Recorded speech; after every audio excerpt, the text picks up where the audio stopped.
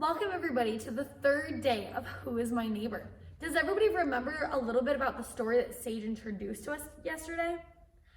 So today's theme for day 3 is no fear. Let us start with a prayer first. Compassionate God, thank you for bringing us together again in this special place. Open our hearts and our minds so that we may continue to grow in relationship with each other and with our community. Amen.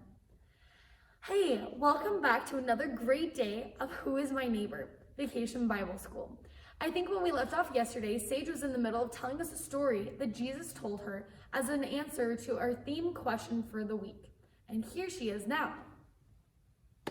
Hi everyone, so good to see you again. I can't wait to tell you what happened in the next story. But first, can anyone tell us what has already happened in the story?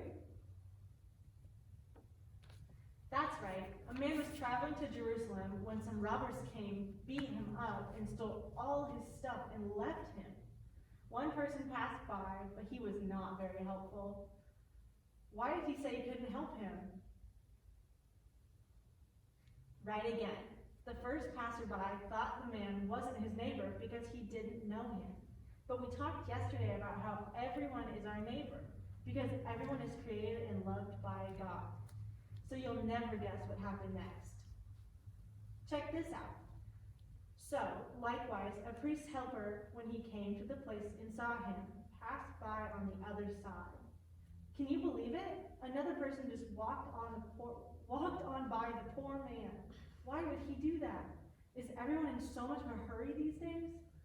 I don't know, but isn't that him right there? Why don't you ask him? I think I will. I ought to give him a piece of my mind. Hey, you there. Stop. Helper. Who? Me? Yes, you. Didn't you see the poor guy lying by the side of the road? You practically stepped right over him. Why didn't you stop and help him? Yes, I saw him, and I wanted to help him. Really, I did. But I was scared. You were scared? What was there to be scared of? I was scared of what to do, first of all. This man needed a lot of help, and I didn't know how to begin. What if I messed it up? And I was scared that I might not be able to give him all the help he needed.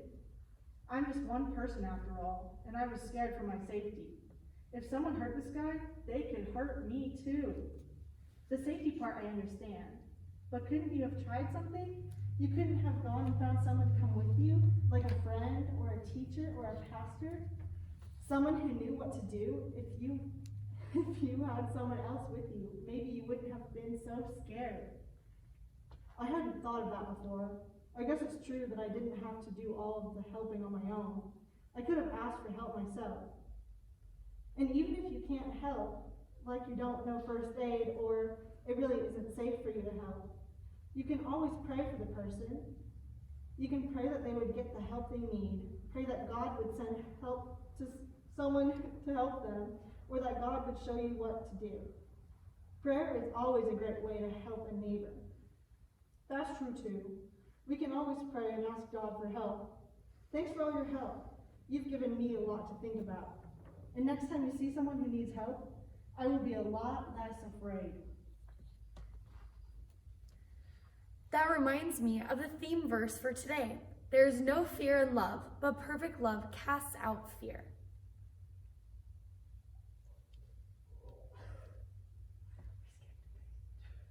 Wow, you're getting really good at this being a neighbor thing. What do you mean? Look how you were just a neighbor to that person. He was scared because he didn't know what to do, and you helped him by giving him some really good advice.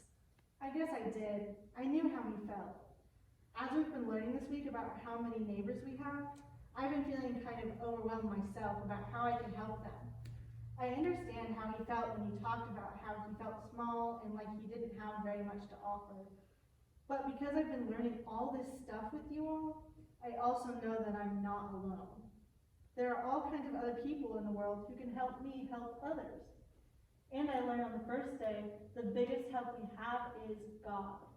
We never have to be afraid because we have God by our side. That reminds me of the theme verse for today. There is no fear in love, but perfect love casts out fear.